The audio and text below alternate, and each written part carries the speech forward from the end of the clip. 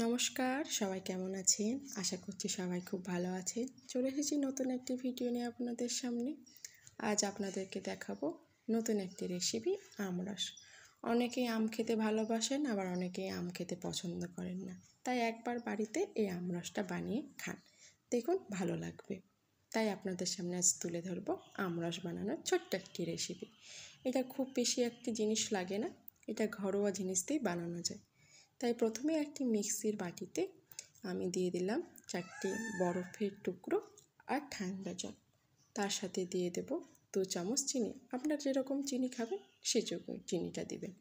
আর আরেকটু টেস্টি বানানোর জন্য আপনারা ব্যবহার করতে পারেন আমুল দুধ। এটা আমার কাছে খুব প্রিয় লাগে আমুল দুধ, তাই আমি একটু দিয়েছি। এটা আপনারা না দিলেও পারেন। তার সাথে দিবেন, এটা খুবই দরকারি জিনিস, সেটা হচ্ছে দুধ। এটা আপনারা গরম করেও দিতে পারেন, আবার ঠান্ডা দুধও দিতে পারেন। আমি একটু গরম করে নিয়েছিলাম, তাই আমি এই গরম দুধটা দিয়ে দিলাম। এটা এখন আপাতত গরম নেই, আগে গরম করে রেখেছিলাম। আর এই যে কেটে রাখা ছোটো ছোটো করে আমের পিস, এই আমটা ছোটো ছোটো করে কাটলে দুধের সাথে মেল্ট হতে সাহায্য করবে ভালো। এই যে সব কিছু দেওয়া হয়ে গেছে।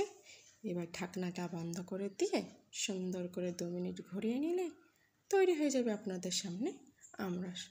এই আমরসটাও বাচ্চাদের জন্য খুব ভালো, কারণ অনেক বাচ্চা আম খেতে চায় না, তখন তাকে বানিয়ে দিন এইভাবে আমরস, তখন চটজলদি 1 গ্লাস আমরস খেয়ে নেবে, বুঝতেই পারবে না এটা আম না জুস খাচ্ছি। অনেকেই পাতলা খেতে ভালোবাসে, আপনারা পাতলাও করতে পারেন, তার জন্য একটু দুধটা বেশি দিতে হবে। ভিডিওটা আছে এইটুকু, ভালো লাগলে একটি লাইক করবেন আর চ্যানেলটি সাবস্ক্রাইব করতে ভুলবেন না কিন্তু। ধন্যবাদ, সবাই ভালো থাকবেন।